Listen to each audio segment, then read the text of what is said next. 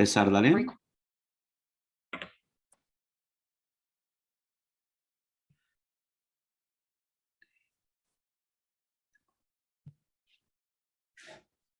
Voy a dar una introducción.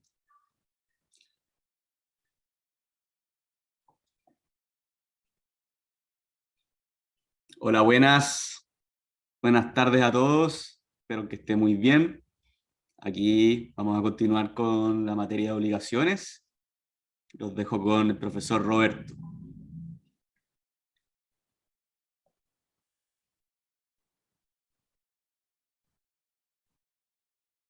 Roberto, ¿me escuchas? Ah, ya. Oh.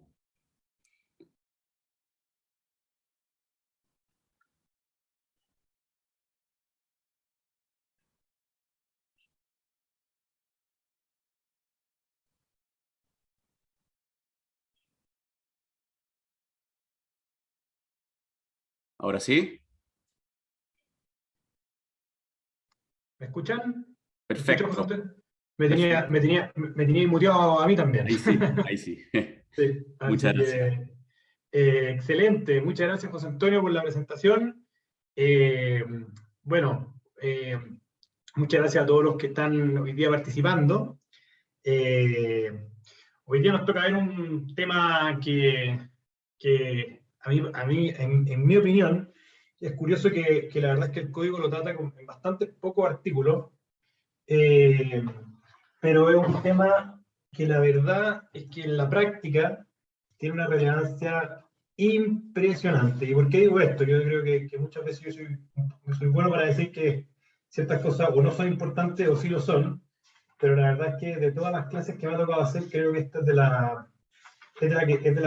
que el tema es más relevante porque justamente las obligaciones y sus Roberto, modalidades. ¿Sí? disculpa que te interrumpa. Si puedes acercar un poco el micrófono, porque se escucha un poco bajo. Se escucha, a ver, déjame acercar un poco el computador, que es básicamente mi micrófono. ¿Ahí se escucha mejor? Sí, yo creo que sí. Sí. Ya, excelente, Gracias. excelente, perdona. Bueno, no sé si habrán escuchado lo que estaba diciendo antes en el fondo, pero está señalando que la materia que vamos a ver hoy es una materia que tiene una relevancia práctica muy, muy importante, porque en el fondo es ¿cómo se llama? Las obligaciones en general, claro, por defecto están sujetas a modalidad, pero lo que ocurre es que generalmente los contratos que constan por escrito, que son contratos relevantes, digamos, o sea, partamos de la base que una persona que va al kiosco y se compra un chocolate, digamos, no se lee ninguna escritura, entonces es normal que ese tipo de transacciones, que son muy operativas también en el mercado, pero básicamente no son transacciones que constan por escrito. En cambio, todas aquellas cuestiones más o menos relevantes, financiamiento importante, compraventas de inmuebles, qué sé yo, generalmente están llenos de estas cosas que se llaman las modalidades. Y por eso radica en el fondo esta importancia que yo recalco, porque generalmente los contratos que a ustedes les toque ver en la práctica van a contener una alta cantidad de estas cuestiones que se llaman las modalidades. ¿Se ve la pantalla o no, José Antonio? Sí, se ve perfecto.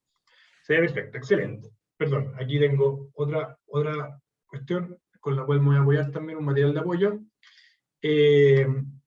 Entonces, vamos a partir la clase hablando de las obligaciones sujetas a modalidad. ¿Qué son en el fondo a ver, déjame dar un segundito, aquí, ¿qué son las obligaciones sujetas a modalidad? Partamos hablando de lo que hablamos la vez pasada cuando vimos la clasificación de las obligaciones, que existen las obligaciones puras y simples, o las obligaciones sujetas a modalidad. Y las obligaciones sujetas a modalidad, en fondo, atienden a la manera en cómo se producen los efectos de una obligación. Sabemos que las puras y simples son las obligaciones que producen sus efectos de inmediato y sin alteraciones o restricciones. En cambio, las obligaciones sujetas a modalidad son aquellas sujetas a alteraciones o modificaciones de lo que son sus efectos normales o naturales. Naturalmente, o sea, ¿qué entendemos? O sea, nosotros tenemos que pactar algo para que las condiciones naturales o normales de de un cierto contrato sean diferentes a aquellas que, de no haber mediado este acuerdo entre partes, o a veces, que vamos a ver que a veces pueden ser legales, judiciales, etcétera, etcétera, pero de no haber mediado eso, el contrato produciría sus efectos de manera natural y sin alteración o restricción. En cambio, si yo le agrego una modalidad al contrato, este va a alterar sus efectos normales o naturales. Dicho eso, en el fondo vamos a ver que las modalidades que se tratan más, y yo diría que no es que sean más importantes, yo creo que la verdad es que se enseñan, sino que pedagógicamente se explican más, son la condición, el plazo, y se habla del modo, pero la verdad es que el modo, entiendo que incluso no está ni siquiera, puedo equivocarme, pero creo que no está ni siquiera en el temario que en el fondo nos están dando. Después se lo voy a explicar, porque hoy día solamente vamos a ver lo que es la condición y el plazo. Esas van a ser las condiciones en las que nosotros nos vamos a basar, y son las que se enseñan más en profundidad, y que de hecho son las que el código trata. Y como pueden ver, también existen otro tipo de modalidades. Una muy importante que la vimos en una clase conmigo fue la solidaridad. ¿La solidaridad qué es? Finalmente, o sea, más allá de que es podemos entenderla como una clasificación de la obligación. Si ustedes le preguntaran qué es la solidaridad, además de decir que se encuentra dentro de las obligaciones con pluralidad de sujetos, también sería una respuesta muy correcta, decir que en cierta forma es una modalidad de las obligaciones. Sería una respuesta correcta, y creo que sería muy bien valorada por su valor. Aunque ojo que sería meterse quizás en algo medio complicado, pero les recomiendo empezar con que las modalidades más típicas son la condición y el plazo del modo. Si les preguntan hay otras, por ejemplo, ustedes podrían decir efectivamente la solidaridad, por ejemplo. Entonces, dicho eso, vamos a señalar que la regla general es que las obligaciones sean puras y simples, por ello no se presumen las modalidades, sino que deben pactarse, y lo normal es que los actos admitan modalidades, como hay algunos que no nos permiten en ciertos aspectos. Ahí tenemos, por ejemplo, el matrimonio, que no admite modalidad, aunque en realidad hay veces que se hacen estas capitulaciones matrimoniales que pueden llegar a ser unas verdaderas modalidades, en cierta forma. Primero vamos a partir hablando de lo que son las obligaciones condicionales. Y en el fondo, para saber lo que son las obligaciones condicionales, o qué son las condiciones, digamos, vamos a partir hablando de lo que es el concepto de la condición. ¿Qué es una condición? Es un hecho futuro incierto del cual depende el nacimiento o la extinción de un derecho. Lo primero que podemos entender, y dos cuestiones que son dos elementos prácticamente de la condición, son el elemento de la futureidad, es decir, debe ser un hecho futuro, pero cuando entramos en una hipótesis que trata, digamos, si ya ocurrió la condición, podría darse lo que señala el artículo 1701. Ahí se los dejo para que lo puedan revisar y lo lean cuando lo lean con más calma, digamos.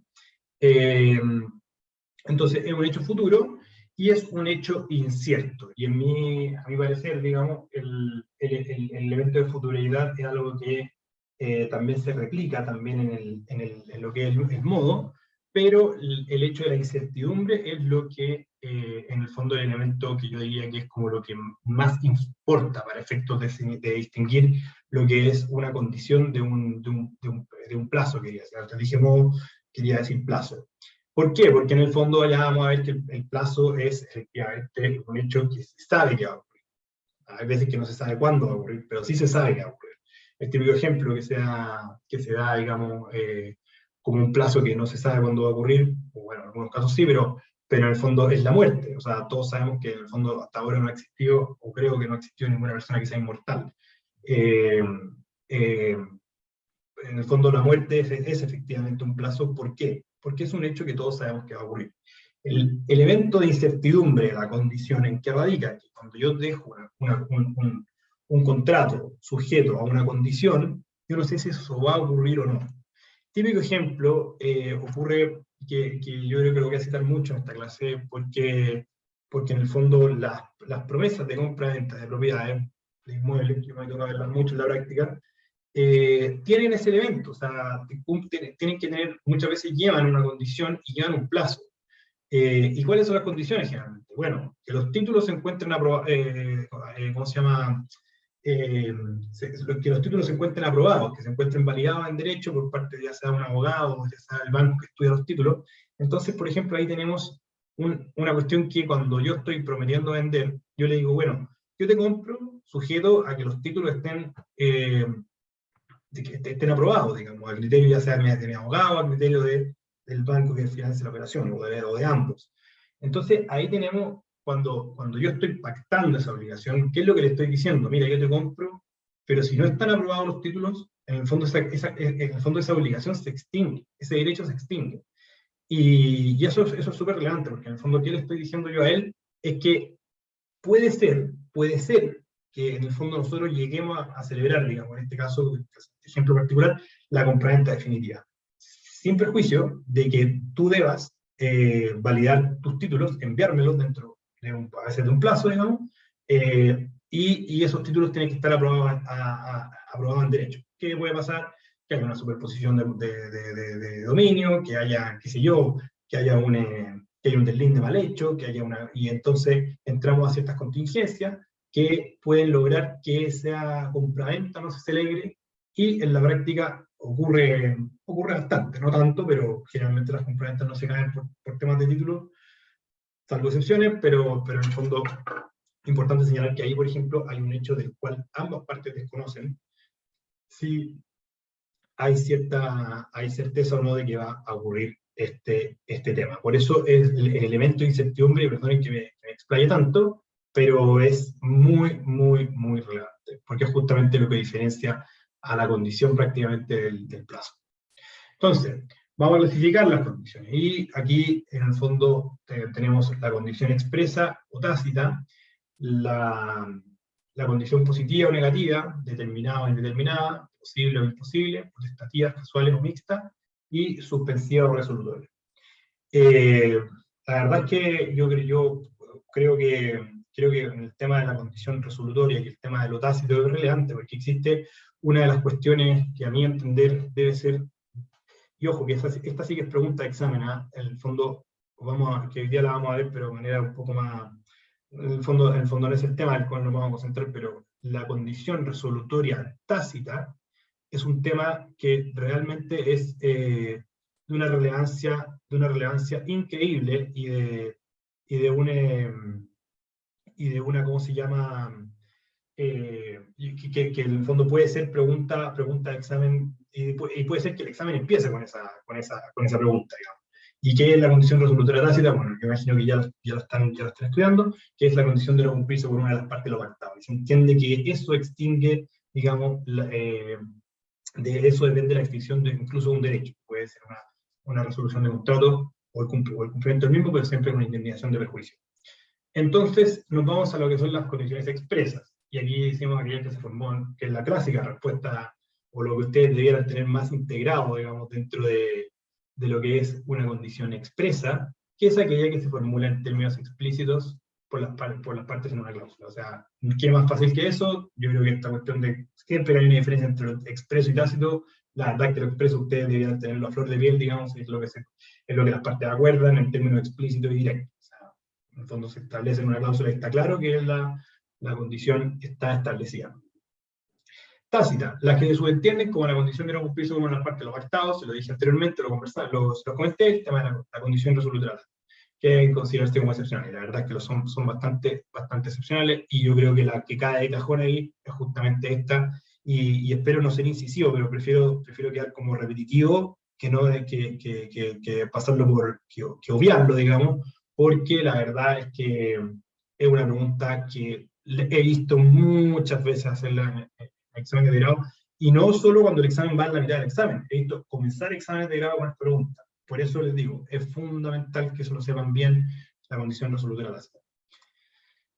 Entonces, positiva y negativa. ¿Qué son las condiciones positivas? Consisten en que un hecho ocurra, y las negativas consisten en que no ocurra un hecho. Claro, o sea, aquí vamos a leer el artículo 1474, que dice: la condición es positiva o negativa. La positiva consiste en acontecer una cosa, la negativa en que una cosa no acontezca. La verdad es que hay poco que decir al respecto, solo que, claro, ¿cuánto tiempo puede estar una condición siendo negativa? La verdad es que a veces, y eso en doctrina es muy discutido y en jurisprudencia también, porque no se puede dejar una condición que no ocurra en un tiempo indeterminado o indefinido, pero bueno, se entiende que prácticamente incluso en el mensaje del Código Civil se entiende que ya después de 10 años ya opera lo que ya es la prescripción y difícilmente podría ser difícil mantener una condición por más de ese tiempo. Entonces, determinadas o indeterminadas, el hecho puede que suceda o no, pero si sucede se sabe cuándo va a ocurrir. Y el hecho puede suceder indeterminadas, el hecho puede suceder o no, y no se sabe cuándo va a ocurrir. En el fondo, si se supiese si se supiese que el hecho va a suceder y cuándo va a ocurrir, eso inmediatamente dejaría de ser una condición, ¿cierto? ¿Por qué? Porque faltaría el elemento de la incertidumbre, fundamental para establecer, digamos, lo que es una condición. Perdón, me fui un poquito. Entonces tenemos después la distinción, que la comentábamos recién, la condición posible y la condición imposible. Y aquí por imposible también hay que entender las ininteligibles, que en el fondo son lo que señala el código, las ininteligibles que se entenderán por no escritas. Entonces, la condición posible dice las que son físicamente posibles, y dice no son contrarias a las leyes de la naturaleza física ni moralmente posibles. Consiste en un hecho que no es prohibido por las leyes, o no son opuestas a las buenas costumbres, al orden público, o no están concebidas en términos, bueno, ahí se debería decir, no están concebidas en términos legibles, porque estoy contradiciendo ahí, pero fue un traspié. Y la condición imposible, las que no lo son, ni física ni moralmente posible, ni inteligible. Vamos a ver el artículo 1475, que dice, la condición positiva debe ser física y moralmente posible. Es físicamente imposible la que es contraria a las leyes de la naturaleza física, y moralmente imposible la que consiste en un hecho prohibido por las leyes o es opuesta a las buenas costumbres del orden público. Se mirarán también como imposibles las que están concebidas en términos ininteligibles.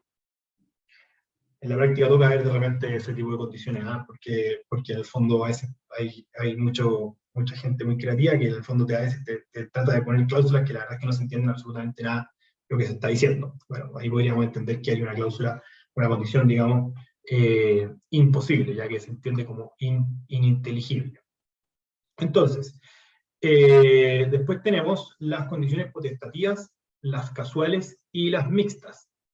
¿Qué es cada una? La potestativa, dependen de la voluntad o hecho del acreedor o del deudor. Y aquí tenemos las simplemente potestativas, que dependen del hecho voluntario del deudor o del acreedor, y las meramente potestativas, que dependen de la pura voluntad del deudor o del acaso.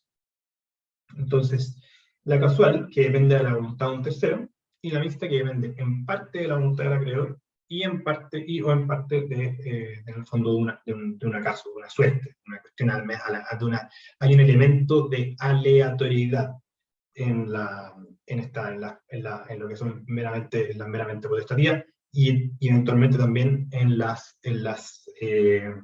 mixtas.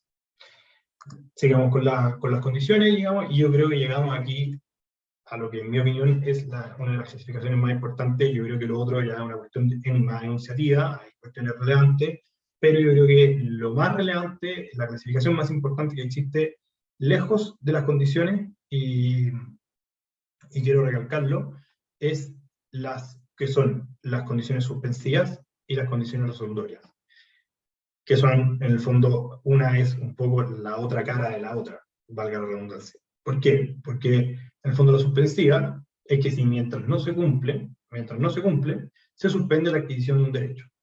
Al contrario, a las resolutorias es cuando su cumplimiento extingue un derecho.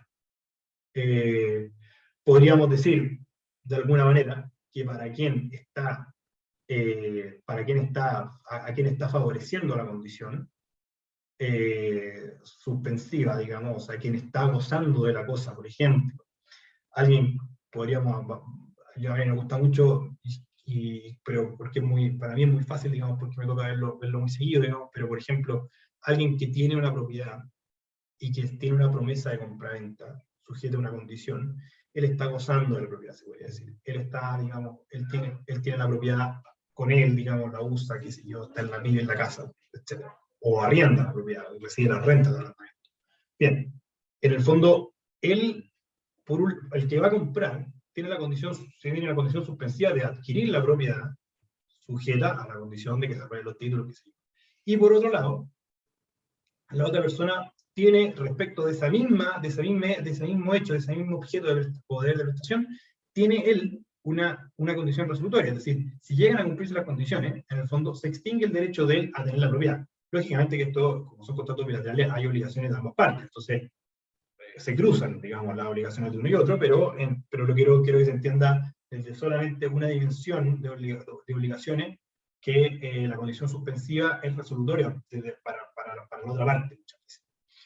Entonces, y aquí tenemos la condición resolutoria cuando por su cumplimiento se extingue un derecho. Esto se encuentra definido en el artículo 1479, exactamente casi como lo acabo de plantear acá, que dice que... Roberto, disculpa que te interrumpa usted. de nuevo, pero mira, al parecer no se están pasando las diapositivas. ¿No se están pasando? No. Y Eh, lo otro, si también puedes acercar un poco el micrófono, por favor. Perdón, Gracias. pero una pregunta, ¿las diapositivas no se están viendo o no se están pasando? No se están pasando. O sea, Sí se ven, pero no se están pasando. ¿y quién, qué es lo si se puede saber, si alguien te puede contestar ahí, qué es lo que están viendo actualmente en la diapositiva? Vemos la portada, obligaciones sujetas a modalidad. Ah, ya. Quizás que estás con otro programa al mismo tiempo. ¿Será? Se ve la Ahí. portada. Ya entiendo por qué. Ya entiendo por qué. Ya. A ver, déjenme ver una cosita. Un segundo, déjenme hacer esta cuestión. Quizás si pones modo lectura o modo presentación. A ver, dame un segundo. ¿Ven ahí la foto a ver, ¿ven ahí la foto de un niño? Eh, sí. ¿Sí? Bien, se los presento, es mi hijo. A ver, dame un segundo, José Antonio. Dame un segundito. Ahí, ¿se ve lo de las Sí, condiciones suspensivas y resolutorias? sí. Ya. Les pido disculpas, señores, porque no tenía... Qué bueno que me advertiste, José Antonio. Bueno, sería súper útil saber si es que en el fondo esto les... fui muy rápido, porque en el fondo a mí me ayuda el PowerPoint para poder explicarlo y ustedes lo van leyendo, entonces sale más rápido. Hasta ahora, Ahí sí, sí, ahí sí. ¿tienen alguna duda, que les gustaría repasar de lo que vimos? Al parecer, aún no.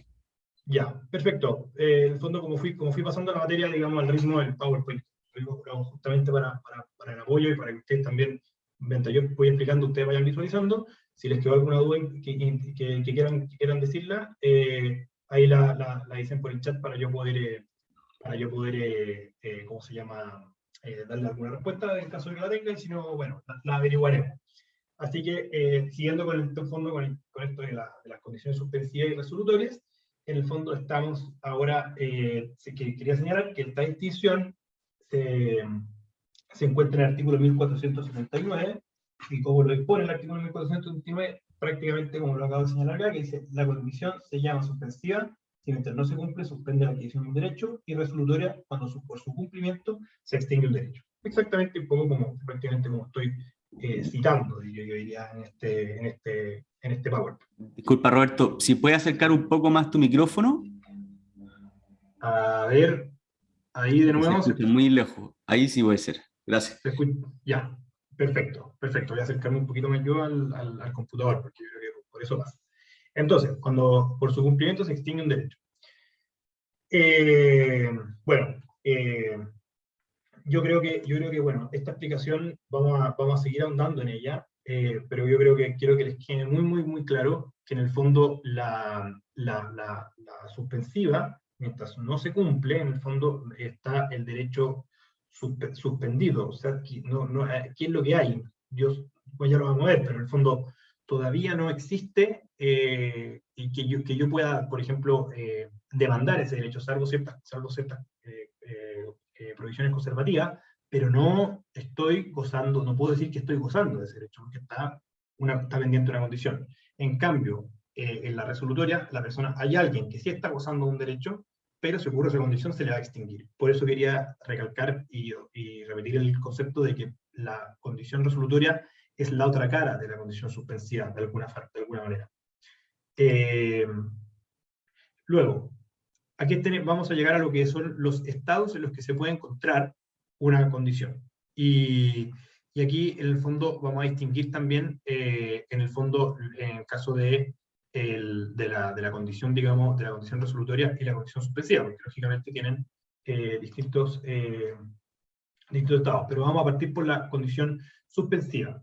En el fondo, aquí, la condición suspensiva puede estar en estado pendiente, cumplida o fallida, ¿cierto? ¿Qué pasa cuando está pendiente? Mientras no se verifica el evento suceso. Es muy claro, digamos. O sea, cuando no ha ocurrido el hecho, futuro e incierto, del cual depende el nacimiento de un derecho, mientras no se verifica el evento suceso, esta condición se está pendiente. Cumplida, cuando se ha verificado el suceso, si es positiva, o llega a ser cierto que no se verificará si es fallida, o transcurrió el plazo para que no se verificara, ¿cierto? También puede estar en este estado de cumplida y que hay que distinguir ahí entre si la condición es positiva o es negativa, de que algo no ocurra. Fallida.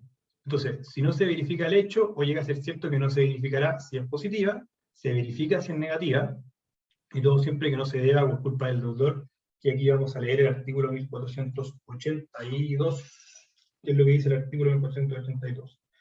Se reputa haber fallado la condición, perdón, me confundí yo, el artículo es del 1481.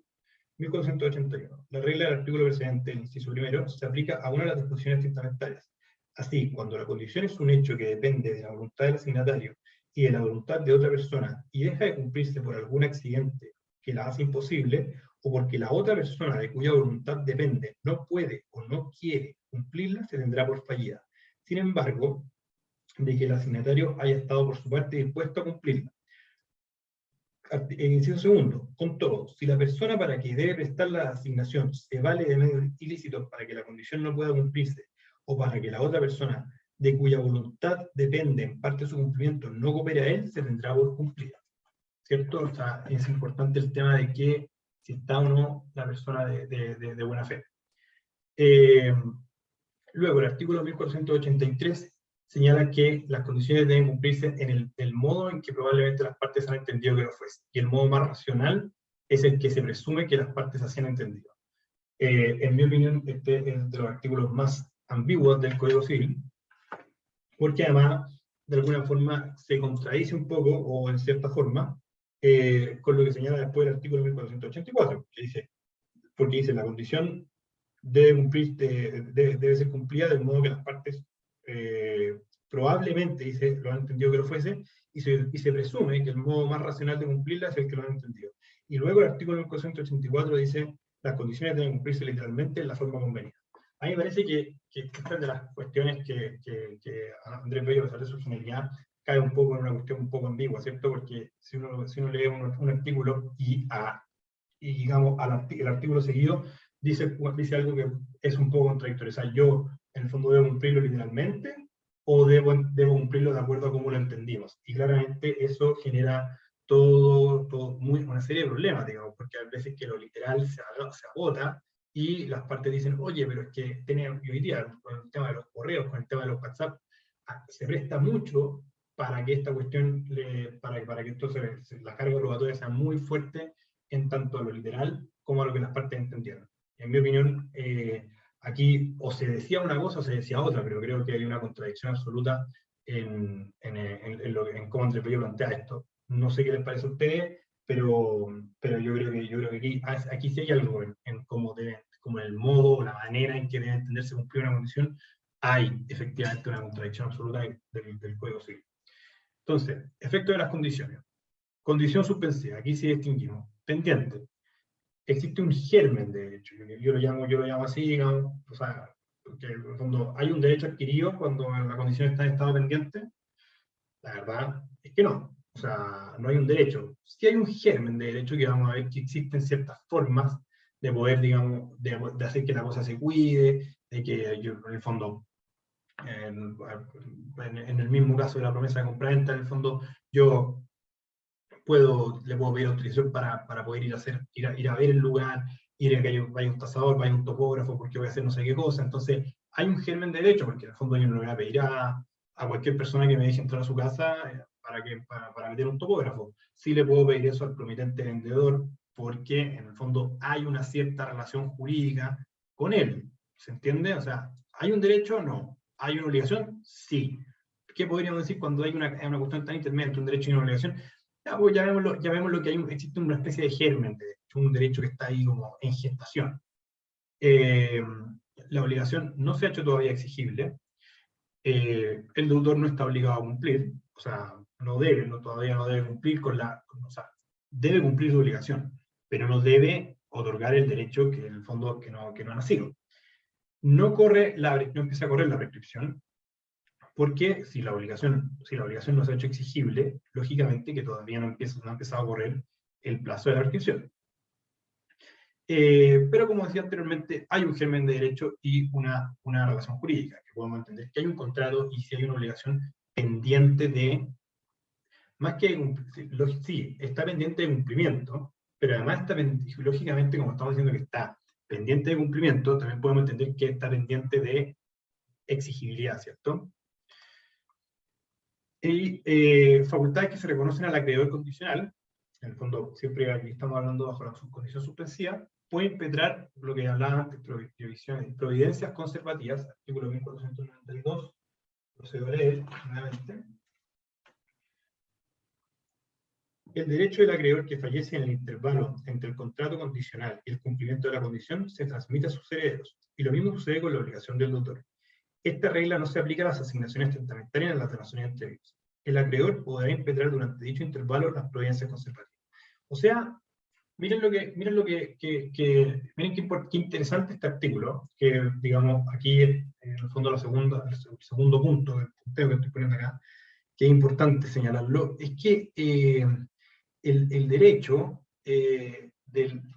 ocurrido en una condición suspensiva, si la persona muere, se transmite ese germen de derecho, es transmisible, se puede heredar. Increíble, o sea en el fondo igual ese germen, digamos, tiene bastante importancia, o sea, a pesar de que un germen de derecho es transmisible a los herederos. Ahí está la excepción de las asignaciones testamentarias o de las donaciones, que no transmite el derecho, pero sí transmite la obligación. Y lo que segundo es que en el fondo esto es impetrar las providencias conservativas, es decir, mientras yo tengo esta condición, yo podría eventualmente, no sé, solicitar que la cosa se cuide de cierta manera, puedo hacer lo que decía antes, o sea, puedo pedir que un topógrafo vaya a ver el lugar, qué sé yo, ciertas cosas que no es que las puedo exigir, pero tengo una cierta relación jurídica, tengo una especie de bonus, digamos, con respecto al derecho que está ahí pronto a exigirse. Aquí interesante el tema de los riesgos de la cosa, y aquí en fondo yo puse 4 casos, digamos, que dice que si la pérdida es fortuita, se extingue la obligación, y con ello la obligación correlativa si es que ésta existía. Si es parcial y fortuita, se debe en el estado en que se encuentra. Si es total e imputable al deudor, se debe el precio y la indemnización. Y si es parcial y culpable, hay derecho alternativo, ya sea o a pedir que se resuelva el contrato, la resolución del contrato, o a la entrega de la cosa, y en ambos casos, como suele ser, con indemnización de perjuicio. No, pues le digo todavía, bueno, ya la hemos repetido bastante, pero en el fondo aquí estamos todavía en la condición suspensiva. La condición suspensiva fallida, en el fondo se extingue la obligación y el derecho. La condición suspensiva cumplida, la incertidumbre desaparece, nace la obligación y se consolida el derecho. Y la obligación que se vuelve exigible. ¿Para quién? Para quien estaba, para el acreedor, lógicamente. Y aquí tenemos lo que son las condiciones resolutorias, que en el fondo aquí, bueno, es un poco más, se tratan menos que las condiciones suspensivas. La verdad es que suele ser más tratada la condición suspensiva, que son las que más aplican. Pero está la condición, digamos, la condición resolutoria, que está en la clasificación, digamos, está la ordinaria, la tácita, y el pacto comisorio, que básicamente es una condición resolutoria tácita, pactada, digamos. Esa es la gran diferencia entre la condición, ¿cómo se llama?, resolutoria, y el pacto comisorio. Ordinaria consiste en un hecho cualquiera que sea futuro e incierto, que no sea el cumplimiento de una obligación en un contrato bilateral, del que depende una condición de un derecho. O sea, lo único importante aquí es que una condición ordinaria, cuando no se trata de un contrato bilateral. ¿Por qué? Porque en realidad los contratos bilaterales siempre viene inserta en el fondo, la condición de no cumplirse por una de las partes de los pactados. Por eso esa excepción, digamos, y esta condición ordinaria aplica para los contratos unilaterales. También existe la condición resolutoria del artículo 1489, ahora ya en el orden que estamos llevando, digamos, lo vamos a leer por fin. Artículo 1489, en los contratos bilaterales va envuelta la condición resolutoria de no cumplirse por uno de los contratantes lo pactado. Bueno, artículo corto, y que creo que resume mucho de lo que es todos los temas que ya vamos a ver, digamos, de lo que es la responsabilidad civil misma, digamos. O sea, aquí va envuelto porque cada contrato lleva una condición resolutoria de no cumplirse por uno de los contratantes lo pactado. Y en el fondo, por último, está el pacto comisorio, que básicamente es una condición resolutoria, pero que se pacta, que se acuerda, digamos. Si la parte no cumple, qué sé yo, va a haber una multa muy similar, se puede asimilar mucho con lo que es la cláusula penal, o sea que en el fondo a través de un pacto comisorio tú puedes fijar los perjuicios anticipadamente, etc. Entonces, ese pacto comisorio es lo que sería como una condición resolutoria, lo que sería como una condición resolutoria, pero acordada por las partes. Entonces, efectos de la condición resolutoria, ya que hay que distinguir su estado, que puede estar pendiente, cumplida o fallida, ¿cierto? ¿Qué pasa si la condición resolutoria está pendiente? Nace el derecho, y si se recibe la cosa, nace en ese instante el deber o condición suspensiva de quien recibe, de restituir o de pagar. Creo que me enredé un poco en la redacción, pero en el fondo, una vez que ocurre ese hecho, nace el deber de la persona empieza a estar en mora respecto de lo que debió de entregar, digamos, el derecho del cual estaba gozando sujeto de condición. Y al mismo tiempo, la condición resolutoria fallida se consolida definitivamente el derecho. Es decir, si falla el hecho, la persona que estaba siendo acreedor de o estaba más bien de deudor en una cuestión sujeta a una condición resolutoria que falla, vuelve a él, o se consolida en él más bien, el derecho del cual estaba gozando. ¿Por qué? Porque en el fondo falló aquella condición que extinguía su derecho. ¿Se entiende? Bueno, a ver, José Antonio, dime tú si hay duda o algo, o alguien quiere agregar alguna cosa, algún comentario. Al parecer no, Roberto, no hay preguntas. Al parecer no, excelente. Continuamos. Entonces, la condición resolutoria en estado cumplida. ¿Qué pasa? Si se cumple, en el fondo, a diferencia de la otra, nace la obligación, extingue la obligación. Se produce, como lo dice la misma, bueno, nace el derecho a restitución, se produce la resolución del contrato, y en el caso de los contratos de tracto sucesivo, como un arrendamiento, por ejemplo, se habla de que los contratos en ese caso terminan, ¿cierto? Vamos a hacer una pequeña distinción, porque en el fondo son distintas los efectos que producen entre las partes y respecto de terceros. Y respecto de las partes, el hecho de cumplirse la condición resolutoria, primero, en el fondo la cosa debe ser restituida, y está el tema de la restitución de los frutos. Como regla general, no se deben restituir, pero excepcionalmente sí se deben, cuando se ha pagado parte del precio, por ejemplo, en la compra, cuando se ha pagado parte de los frutos, y ocurrió que en el fondo se extingue ese derecho, ocurre la condición resolutoria, y por tanto, en este caso, ahí sí se deberían algunos frutos que se hayan pagado previamente. ¿Qué más? ¿Qué más? Efecto ente tercero. Aquí hay un comentario en el chat. Jessica Rodríguez. Está muy clara. Muchas gracias, Jessica. Muchas gracias. Entonces, y aquí vamos a los efectos respecto de terceros. En el fondo, lo que son el artículo más claro de todo, el artículo 1490. Si el que debe una cosa mueble a plazo o bajo condición suspensiva o resolutoria de la ajena, no habrá derecho de reivindicarla contra terceros poseedores de buena fe. Bueno, aquí los terceros poseedores que en el fondo sin saber ignoraban que alguien poseía algo bajo condición resolutoria, le compran a esa persona, ellos están de buena fe, y por tanto, quien debe los perjuicios no los debe el tercero que estuvo de buena fe y compró, sino que los perjuicios, o en el fondo a quien se le hace exigible esa obligación, es el que básicamente vendió la cosa que estaba sujeto a una condición resolutoria. Pero lo más importante, porque en el fondo la distinción más relevante es la que se debe hacer entre los bienes muebles y los bienes inmuebles. ¿Por qué? ¿Por qué será esta diferencia? Porque en realidad los bienes muebles, o sea, los bienes inmuebles más bien, están sujetos, o sea, tienen una serie de cuestiones relativas a publicidad. Por ejemplo, los bienes inmuebles, se transfieren, se transmiten por escritura pública, hay ciertas solemnidades, deben inscribirse en el conservador de bienes raíces. Entonces, por eso se regula diferente al tercero, digamos, que adquiere un bien que estaba sujeto a condición resolutoria. Distingue entre bienes muebles y inmuebles. ¿Por qué lo hace? Porque los inmuebles, bueno, hay una inscripción en el conservador de bienes raíces, hay una escritura pública. En el fondo hay una protección, por decirlo así, orgánica, mucho más estructurada en los bienes inmuebles que los bienes muebles, básicamente. Entonces, respecto a los bienes muebles, no hay reivindicación contra terceros de buena fe. ¿Y qué es la buena fe? Digamos, lo que yo decía antes, ignoraban que la cosa se poseía bajo condiciones resolutorias.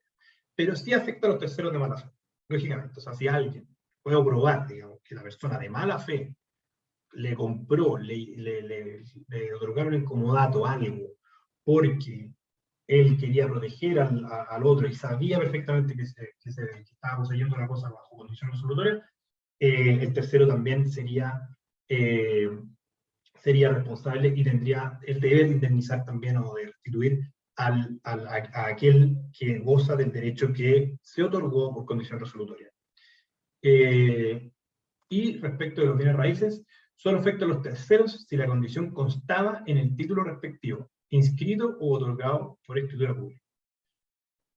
Entonces, es decir, si yo esa condición, ya sea por ejemplo una compraventa, yo establecí que estaba sujeta a una condición resolutoria, no podría un tercero, por muy de buena fe que esté, decir que él no tenía idea, sino que él sí.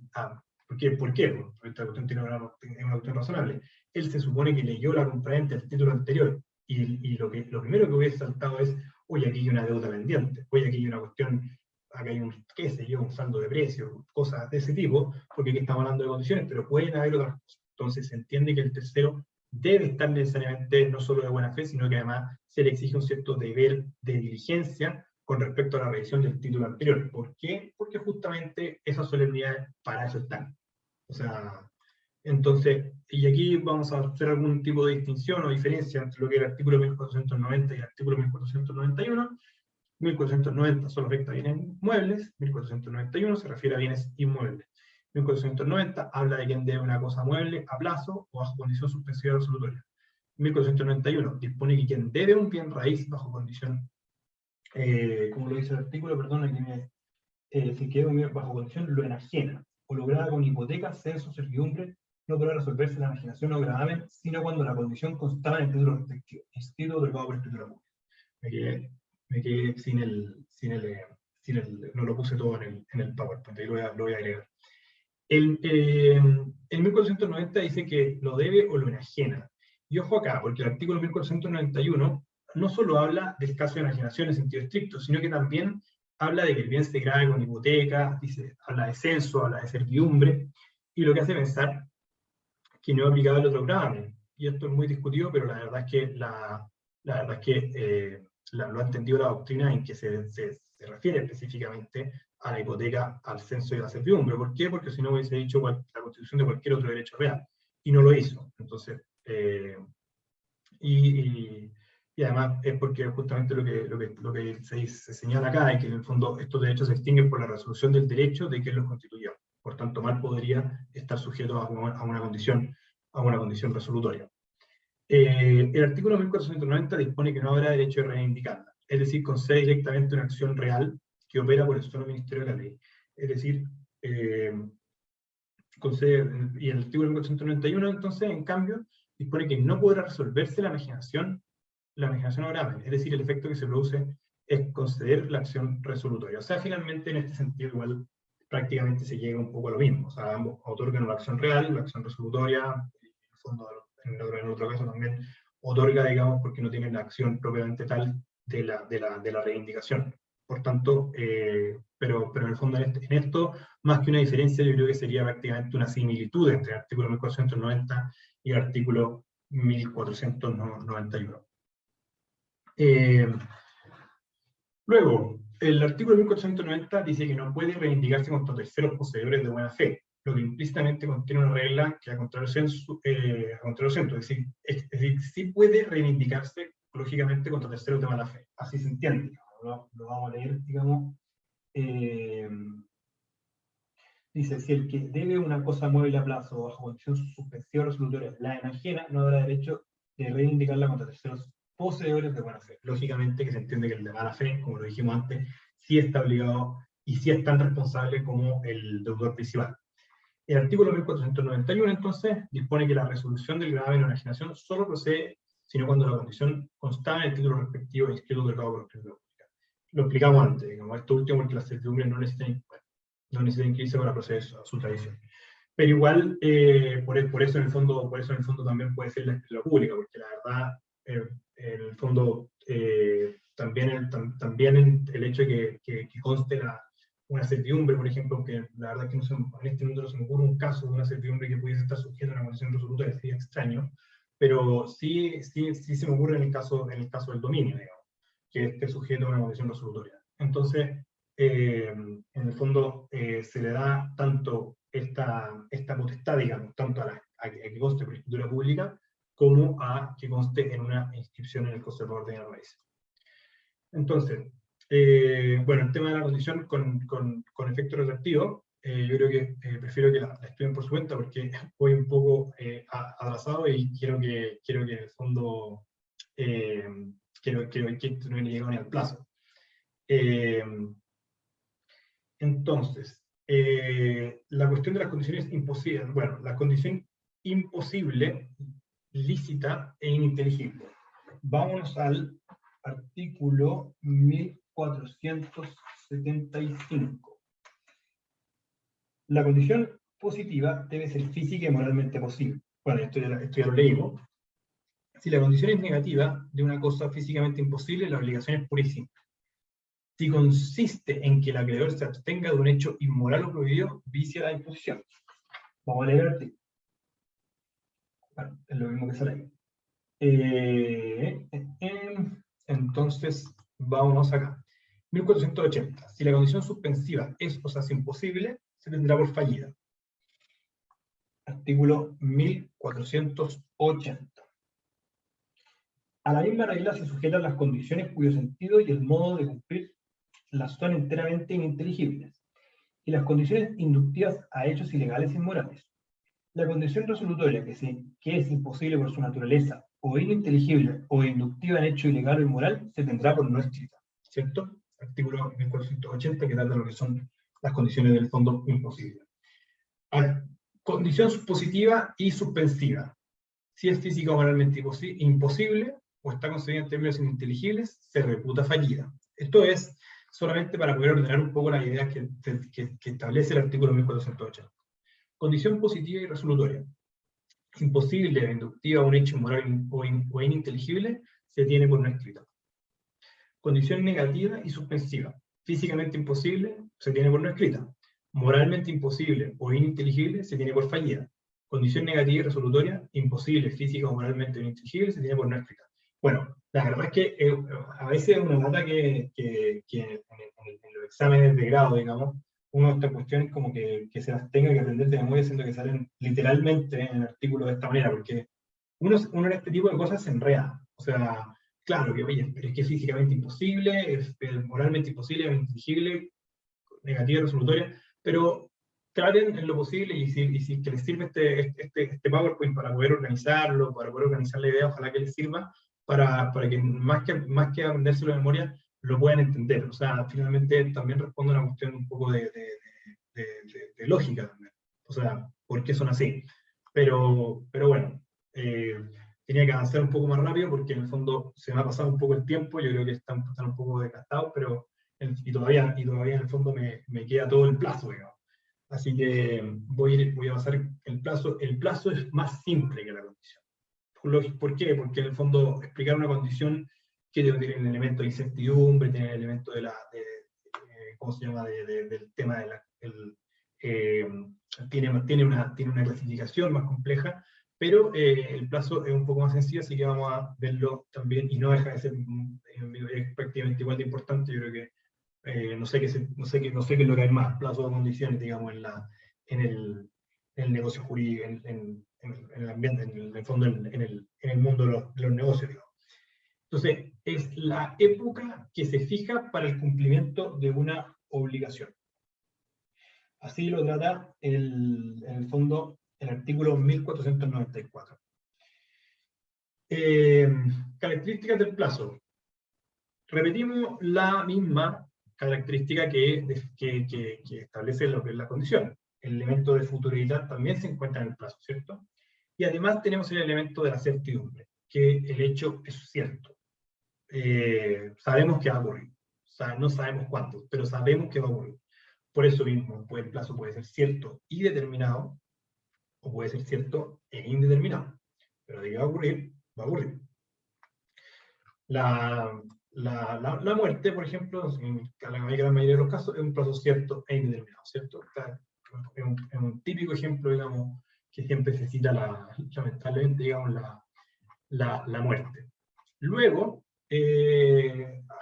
vamos a clasificar los plazos, que son el plazo expreso, que, ¿para qué lo vamos a decir nuevamente? En el fondo siempre está ese elemento, digamos, ¿cómo se llama? Cuando se habla de plazos expresos o tácitos, es el plazo expreso de aquel que se expresa en términos explícitos por la parte en una cláusula, digamos, y el plazo tácito, por ejemplo, que establece el artículo 1494, que dice, es tácito el indispensable para cumplir. Claro, o sea, hay veces que en el fondo hay cierto tipo de obligaciones que necesitan cumplirse dentro de un plazo. Bueno, a eso se entiende el plazo tácito. Luego, plazo fatal y no fatal. Es fatal cuando, en el fondo, cuando por su solo cumplimiento se extingue irrevocablemente un derecho. Y no es fatal cuando, no obstante estar vencido el plazo, puede ejercer todavía válida eficazmente este derecho. Entonces, ¿cuál es el clásico? Es curioso, pero el clásico plazo fatal se examina mucho en el Código de Procedimiento Civil, digamos, cuando que establecido ahora que todos los plazos son fatales. O sea, si uno está en un juicio y uno tiene 15 días para contestar la demanda, si uno llega a presentar la demanda el día 16, o sea, la verdad es que no se moleste porque el juez ni se la va a leer, o sea, es decir, fuera de plazo, y esto es muy duro, digamos. Entonces, después tenemos el plazo determinado o indeterminado. ¿Y cuál es el plazo determinado? Bueno, lo dijimos antes, en el fondo, el plazo determinado es que se sabe qué día va a llegar, y el indeterminado es que sabe que el hecho va a ocurrir, no se sabe cuándo. Voluntario, legal o convencional. El artículo, digamos, convencional es el que guardan las partes. Legal, hay ciertas disposiciones legales que establecen que hay plazo, y el plazo, también existe el plazo judicial, que es el que trata el artículo 1494, que dice, no podrá el juez, sino en casos especiales que las leyes designen, señalar plazos para el cumplimiento de una obligación. Solo podrá interpretar el concebido en términos vagos o oscuros sobre cuya inteligencia y aplicación discuerden las partes, ¿cierto? Eso sería un plazo judicial. O sea, a veces al juez se le da la potestad para poder, digamos, establecer un plazo continuo o discontinuo, suspensivo o extintivo. Pero no nos perdamos en eso porque serían bastante menos. Pero sí dice que el plazo suspensivo es aquel que suspende el ejercicio de un derecho en el sentido de su goce pleno o actual. El plazo extintivo, la verdad es que el Código Civil no lo trata, pero podríamos entenderlo a fondo, digamos, desde otro punto de vista. Digamos. El plazo suspensivo suspende, el plazo, al igual que la condición resolutoria, extingue el derecho. Pendiente, suspende la exigibilidad de la obligación. Digamos, lo trata el artículo 1496. El pago de la obligación no puede exigirse antes de expirar el plazo, sino es, primero, al deudor constituido en quiebra o que se halla en notoria insolvencia. Voy a ir al... no, perdón, me equivoqué. Al deudor constituido en quiebra o que se halla en notoria insolvencia. Segundo, al deudor cuyas cauciones, por hecho o culpa suya, se han extinguido o han disminuido considerablemente de valor. Pero en este caso, el deudor podrá reclamar el beneficio del plazo, renovando o mejorando las cauciones. Entonces, pero bueno, para no irme por las ramas, digamos, entonces el plazo suspensivo, ¿cuáles son sus efectos? Suspende la exigibilidad, no corre por lo mismo la prescripción extintiva, no puede haber compensación, si se paga pendiente plazo, se paga bien. Hay que, en el fondo, bueno, el plazo cumplido, la obligación es exigible y suele constituir en mora al deudor, y esto es clásico, el clásico, digamos, que el plazo interpela por el hombre, que en el fondo muchas veces pasa que los días, digamos, pueden ser, digamos, una causal de constitución en mora prácticamente tácita para el deudor de una obligación a plazo cumplido. Extinción del plazo, entonces, lógicamente, la extinción del plazo puede ser por un vencimiento natural, que podríamos entender que el vencimiento natural que se cumple el plazo. Entonces, y también puede ser por renuncia. Y lo que suele ocurrir, esta regla sale un poco del artículo 12, digamos, que en general puede renunciar puede renunciar al plazo, aquel en beneficio de aquel que está establecido. Ahí también parece que me está pensando cualquier cosa, pero en el fondo lo que quiere decir es renunciar aquel en beneficio del que está establecido. Eso ese aquel de acá está de más, digamos. Y por caducidad, que puede ser legal o convencional. Vamos a hablar primero de la caducidad. Entonces, la caducidad legal se presenta en los dos casos del artículo 1496, ¿cierto? El deudor que está constituido en quiebra y el deudor cuyas cauciones por hecho o culpa suya se han extinguido o han disminuido considerablemente de valor. Estoy aquí estoy, digamos, hablando del mismo artículo, dice que, nótese que este caso contempla dos situaciones distintas. Por un lado la quiebra, hoy día insolvencia y rompimiento, que supone una declaratoria judicial de quiebra, o hoy día de insolvencia y rompimiento. Y la notoria insolvencia, que es una situación de hecho en que el deudor no está en condiciones de cumplir sus obligaciones por ser su pasivo superior a su activo, ¿cierto? Lo clásico de una quiebra. El deudor cuyas cauciones por hecho o culpa suya se han extinguido o han disminuido considerablemente de valor, pero en este caso el deudor podrá reclamar el beneficio del plazo renovando o mejorando las cauciones. Y aquí los requisitos cuáles son: que haya un crédito caucionado, que las cauciones se hayan extinguido o disminuido considerablemente de valor. Por ejemplo, se hipoteca una casa y ella se incendia, ¿cierto? Es un ejemplo, pero podríamos pensar otro más. Que ello se deba a un hecho o culpa del deudor. Si la disminución se debe a caso fortuito, no caduca el plazo, salvo el caso de la hipoteca, pues ahí en el fondo del artículo 2427, bueno, ahí nos borramos, pero no importa, pero entiéndanlo así, digo. O sea, que en el fondo, esto podríamos decirlo acá, que ello se debe a un hecho o culpa del deudor. Ese sería el tercer requisito.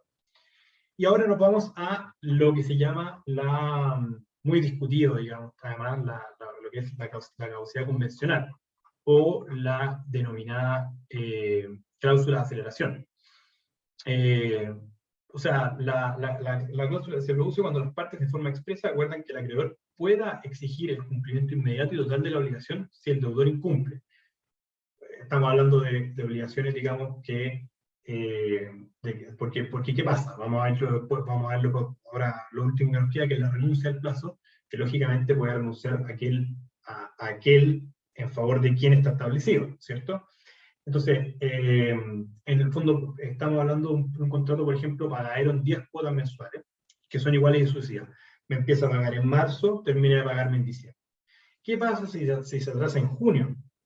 Entonces, si las partes se acuerdan que en el fondo, si se atrasa en una cuota, se vuelve exigible la cuota siguiente, se vuelve exigible la obligación completa, y ahí es donde opera la cláusula de aceleración. Discutidísima a nivel de jurisprudencia, discutidísima a nivel de doctrina. Yo les recomiendo a quienes quieran, no sé si hoy día con su examen de grado abóquense exactamente lo que tienen que hacer, pero si alguna vez quieren leer algo interesante sobre esto, es muy bueno el libro La interpretación de los contratos de Alberto Lyon, que la verdad es que destruye la cláusula de aceleración, la destruye. Y él es muy contrario a esta cláusula, en el fondo, porque, por diversos motivos, digamos, pero en doctrina y jurisprudencia el tema de la cláusula de aceleración, es decir, que si las partes acuerdan que no cumpliéndose con una de las obligaciones pactadas en ciertos plazos, se entiende que se acelera la obligación completa. Jessica Rodríguez me pregunta, ¿cuál es el libro? Jessica, el libro se llama Interpretación de los contratos del profesor Alberto Lyon Puelma. Así que, si alguien quiere leer, la verdad es que él termina siendo una cuestión súper filosófica, porque la interpretación de los contratos da para mucho, entonces, pero el libro es realmente muy, muy bueno, y bueno, qué sé yo, se lo recomiendo mucho, y él es contrario, de hecho, a esta cláusula de aceleración. Pero de que existe una caducidad convencional, lógicamente la existe. O sea, ¿cómo se llama? Se trata, se acuerda, entonces es innegable que puede extinguirse el plazo porque las partes así lo acuerden. Entonces, quiero poner un caso particular respecto a la renuncia, y con esto creo que cierro. Creo que con esto se me ha sacado la presentación. ¿Por qué? ¿Y por qué es importante? Porque en el fondo no siempre podríamos entender que a veces la renuncia por parte del deudor al plazo puede generarle ciertos perjuicios al acreedor. Y eso en el fondo se entiende a la luz de, bueno, un ejemplo no sé, como particular, digo. Por ejemplo, si una persona tiene que alejarse de la ciudad por 2 meses y da incomodado su vehículo por este término a otra. O sea, yo me voy a Curicó por 2 meses y le dejo a una persona en Santiago el auto, incomodado. Entonces, el plazo beneficia a ambas partes, ¿cierto? Sabemos que son 2 meses y yo le dejo 2 meses el auto incomodado. Al comodatario, que podría ser el vehículo ante la ausencia del comandante, y a este también. Porque si aquel pretendiera devolverle anticipadamente el vehículo, le causaría un perjuicio que justamente con el contrato se quiso evitar. A veces el plazo mismo es un mecanismo a través del cual yo me evito un cierto perjuicio. O sea, yo te dije incomodado esto por 2 meses, no me lo devolváis al mes porque yo no voy a estar en la ciudad, entonces me voy a provocar la lata de tener que volver a Santiago a buscar el auto, y justamente me quería evitar eso dejándote esta cuestión incomodado, y por eso en el fondo no te lo arrendé, por decirlo así. O sea,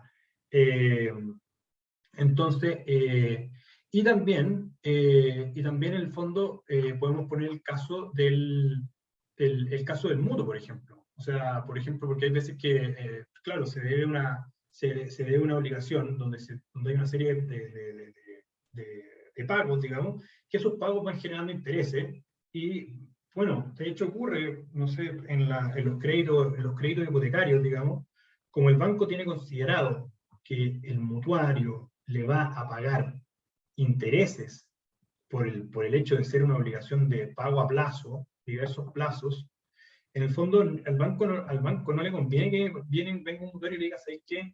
Te voy a pagar todo al tiro, porque el banco justamente se beneficia por los intereses que le está produciendo ese mutuo. Entonces, no siempre, o sea, si les preguntaron a ustedes en el examen de grado, ¿siempre el deudor puede renunciar al plazo?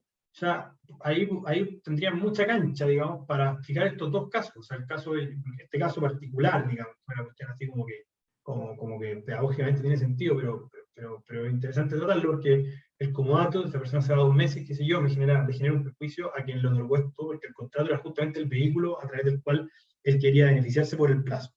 Y el caso del mutuo, que yo creo que tiene más aplicación en la práctica y que es muy, muy interesante y muy práctico, pasa mucho, digamos. Insisto, el del comodato como más una creación, digamos, pero también puede ocurrir, digamos, puede ocurrir más de lo que uno cree. Entonces, la renuncia del plazo depende en favor de quién está establecido. no sé, el deudor puede renunciar al plazo por regla general, sí. O sea, en el fondo, si yo en el fondo celebro una promesa de compraventa de un inmueble y dijimos que te iba a comprar en, no sé, en 90 días, oye, ¿sabéis que tengo, te lo puedo comprar al día 60, ¿lo puedo hacer? Sí, claro, a menos que, claro, el vendedor te diga, oye, sí, pero es que no tenía nada pactado, si ya me has dicho 90 días, estoy de viaje. O sea, en el fondo todo tiene que ser también, o sea, se puede renunciar. Eso no significa que tenga que serse exigible dentro de su renuncia, si se entiende bien. Eh, bueno, en el fondo el acreedor, y claro, y de ambas partes, pero el acreedor generalmente no puede renunciar al plazo que está establecido, porque justamente le otorgó plazo al deudor para cumplir la obligación, ¿cierto?